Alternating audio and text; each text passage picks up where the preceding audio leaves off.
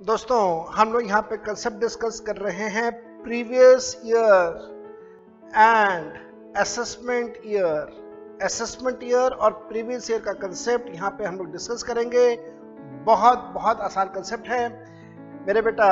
हमारा financial year 1 अप्रैल से start होता है और 31 मार्च को ख़त्म होता है। ये बात हम सबको बहुत अच्छे से आती है। मान लीजिए मेरे बेटा, एक व्यक्ति है, वो व्यक्ति इस पूरे साल में बहुत सारे जगहों से अपना पैसा कमाएगा। ये सारा का सारा पैसा इकट्ठा कर रहा है, सारा का सारा पैसा कमा रहा है। अप्रैल से लेके मार्च के महीने तक ये सारा पैसा अपना कमाता रहेगा।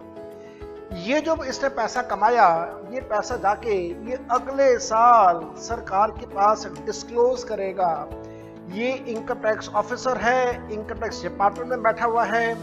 ये व्यक्ति इनकम टैक्स डिपार्टमेंट में जाके इनकम टैक्स ऑफिसर को अपनी सारी इनकम डिस्क्लोज कर देगा।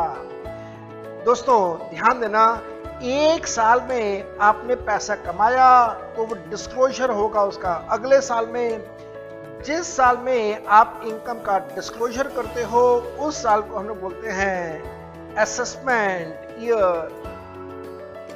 और इस ईयर से पिछले साल में आपने पैसा कमाया है, पिछले साल में पैसा कमाया, तो इस पिछले साल को अंग्रेजी में हम लोग बोलते हैं प्रीवियस ईयर। और बेटा हमेशा याद रखना, जब कभी भी इनकम टैक्स ऑफिसर आपकी टैक्स कैलकुलेशन करेगा तो वो टैक्स कैलकुलेशन हमेशा लेटेस्ट रेट के हिसाब से करता है, क्योंकि आपने डिस्क्लोजर असेसमेंट ईयर में किया है। इस वजह से टैक्स रेट भी आपके ऊपर असेसमेंट ईयर का ही अप्लाई होगा।